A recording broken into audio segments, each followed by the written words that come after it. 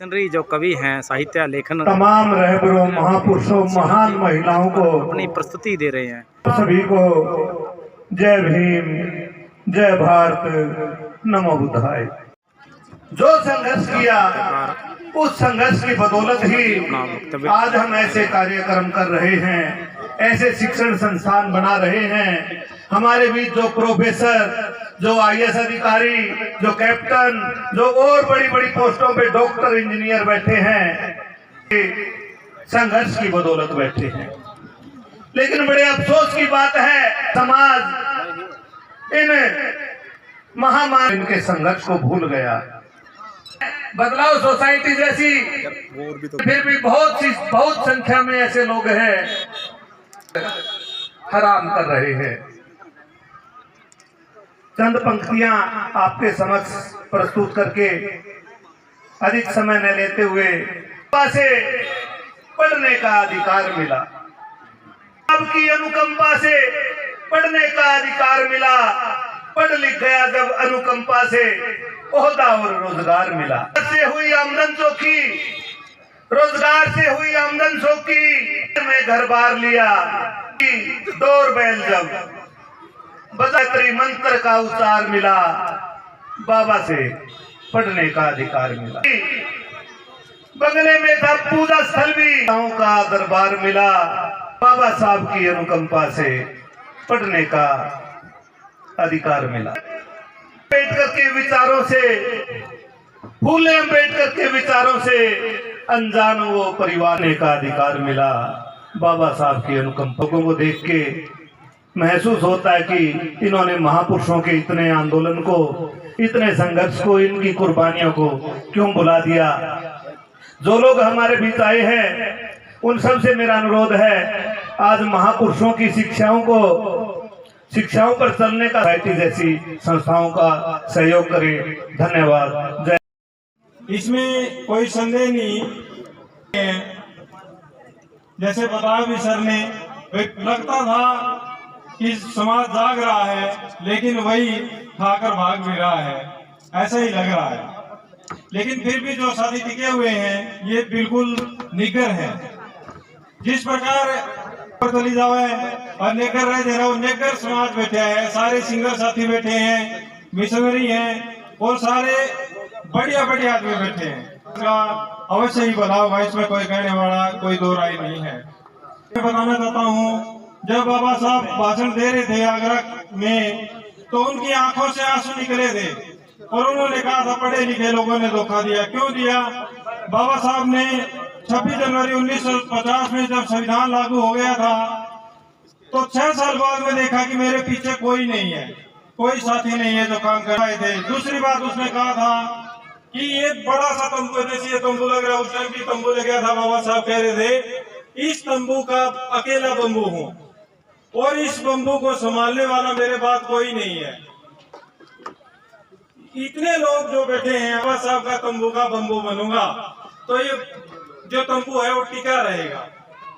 और यदि हम धीरे धीरे करके सभी तंबू के बम्बू बने तो हक अधिकार हमारे सारे सुरक्षित रहेंगे। और लास्ट में जैसे ज्यादा न बोलने के बारे में कहा गया है कि नहीं बोलना है, तो मैं लास्ट में एक मैसेज देना चाहता हूँ कि 14 अक्टूबर 1956 में बाबा साहब ने धम्म का संदेश हमें दिया था, कहा था कि के लिए हमें मार्ग दिया था। और ऐसे नहीं कि बाबा साहब ने कह दिया एक ही दिन में भी हम बौद्ध बन जाएं। उससे पहले बाबा साहब ने 1935 में ये भी कहा था, मैं हिंदू धर्म में पैदा हुआ हूँ लेकिन मरूंगा नहीं। पीछे बातें जीते कि हर धर्म, और 1956 को बौद्ध धर्म अपना लिया था और उस बौद्ध धर्म में हम यदि शामिल होंगे तो हमारी सारी समस्याओं का समाधान होगा। आज हम देखते हैं विचारधाराएं अलग अलग फैली हुई हैं। जैसे कई रविदासिया पंथ वाले कहते हैं कि रविदासिया पंथ ऊपर है, कोई कहता है कबीरदासिया पंथ ऊपर है और बाबा साहब को खंडन करते हैं। कोई आर्य समाजी कहता है मैं, हमारे इस बीच के लोग जो बड़े हुए एक ही बात माननी है जो बाबा साहब ने अंतिम हमें संदेश दिया था कि हम बौद्ध बन जाएं और बौद्ध बनने के बाद हमारी सारी समस्याओं का समाधान हो जाएगा। आज आप सभी को मैं बताना चाहता हूँ, इसी कड़ी में धम्म देश है कि बोध गया के अंदर जो टेम्पल है वो दूसरी व्यवस्था के अधीन है और हमने उसको मुक्त कराना है और अपनी व्यवस्था को कायम करना है। उसके लिए वहां पर 3 तारीख से लेकर 13 प्रेरित करना है और 12 तारीख को बोध गया के अंदर तथागत बुद्ध की जयंती मनानी है पूरे धूमधाम के साथ में। 12 तारीख है और कम से कम वहाँ संख्या 12 लाख में ही होनी चाहिए कि मैं इस बाबा साहब की मुहिम को आगे बढ़ाने का काम करूंगा। तो मैं मानता हूँ वो सच्चा सिपाही है। नहीं, घड़ी घड़ी में जय भीम नमो बुद्धाय बोलने वाले तो बहुत मिल जाएंगे, लेकिन काम करने वाला कोई नहीं है। घर में वही पाखंडवाद है, वही अंधविश्वास है। कुछ पहले प्रोफेसर महिला भी बोल के गई है जैसे जरूरत है और जरूर से जरूर 12 तारीख को जरूर बोध गया के अंदर पहुंचे, उससे पहले पहुंचे और 2-4 दिन पहले पहुंचेंगे तो और भी अच्छी बात रहेगी। इन्हीं शब्दों के साथ में सभी को जय भीम नमो बुद्धाय। इसी के साथ मैं ज्यादा समय न लेते हुए जितने भी हमारे समाज के अंदर जो साथी हैं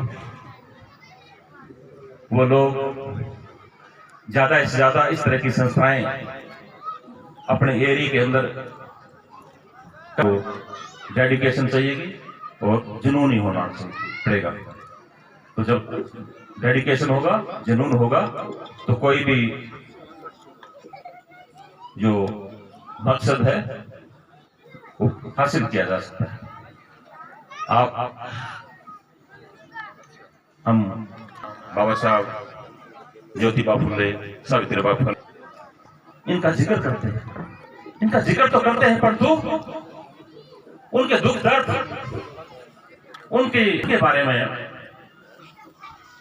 कम बताते। तो हमारे को इस तरह के जुनून समाज के अंदर पैदा करना पड़ेगा।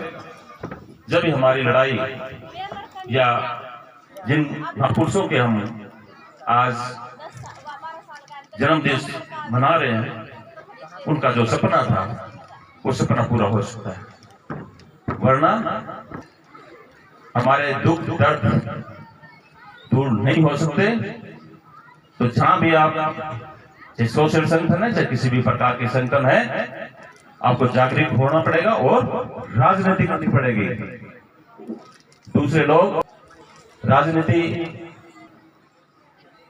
तो दोस्तों हमारे जो साथी जो 50-60 और मेरी भी इस बताए जो इस देश के अंदर थे और उसी के आधार पर यदि काम करना शुरू कर देते हैं या अपने अंदर थोड़ी सी जिज्ञासा पैदा कर लेते हैं तो हमारा काम और आसान हो सकता है। क्यों? सत्ता के बगैर नहीं मिला। तो दोस्तों सत्ता के बगैर आप से कितना बड़ा मुश्किल है। इस बात का डर हो कि हाँ अब ये बहुजन समाज जागरूक हो चुका है तो आपको हक अधिकार आपके हक अधिकार जो छीन मानसिकता से जो छीन रहे हैं आपको पता है कैसे मिलती है। सारा कुछ ज्यादा बताने की कोई मैं इस मंच से नहीं बताना चाहता है।